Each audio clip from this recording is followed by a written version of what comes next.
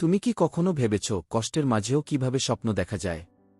যখন চারপাশ অন্ধকার, যখন কোনো পথ খুঁজে পাওয়া যায় না, সেই মুহূর্তে মানুষ নিজেকে প্রশ্ন করে, আমি কি পারব? কিন্তু জেনে রাখো, পৃথিবীর সব বড় বড় সফলতা এসেছে সেই মানুষদের হাত ধরে, যারা কষ্টের মাঝেও স্বপ্ন দেখতে শিখেছিল। কষ্ট জীবন থেকে কখনোই যাবে না। কষ্ট থাকবে, কারণ এটাই জীবন। কিন্তু তুমি কষ্টের মধ্যে বসে থাকলে কিছুই বদলাবে না। একটা কথা মনে রেখো, তোমার বর্তমান কষ্ট তোমাকে গড়ে তুলছে। এটা তোমাকে ভেঙে দিতে আসেনি, তোমাকে শক্তিশালী করে তুলতে এসেছে। যদি মনে হয় সবাই তোমার বিপক্ষে, মনে রেখো, তোমার সবচেয়ে বড় সমর্থক তুমি নিজেই। স্বপ্ন দেখো।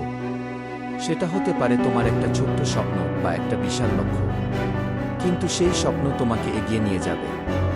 তুমি যদি আজ কষ্টকে সহ্য করতে পারো, পরের দিন তুমি সেই কষ্টকে জয় করবে। এবং যখন তুমি সফল হবে, তখন এই কষ্টগুলোই তোমার গল্পের সবচেয়ে সুন্দর অধ্যায় হয়ে থাকবে। তাই আজ থেকে প্রতিজ্ঞা করো, তুমি আর কষ্টে ভেঙে পড়বে না। তুমি কষ্টের মাঝেও স্বপ্ন দেখবে।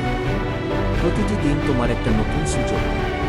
আজ থেকেই নিজের জন্য কাজ শুরু করো, কারণ এই মুহূর্তটাই তোমার সময়। আরেকবার নিজেকে বলো, আমি পারব। আমি আমার স্বপ্নকে সত্যি করব। তোমার স্বপ্নই তোমার জীবনের আলো।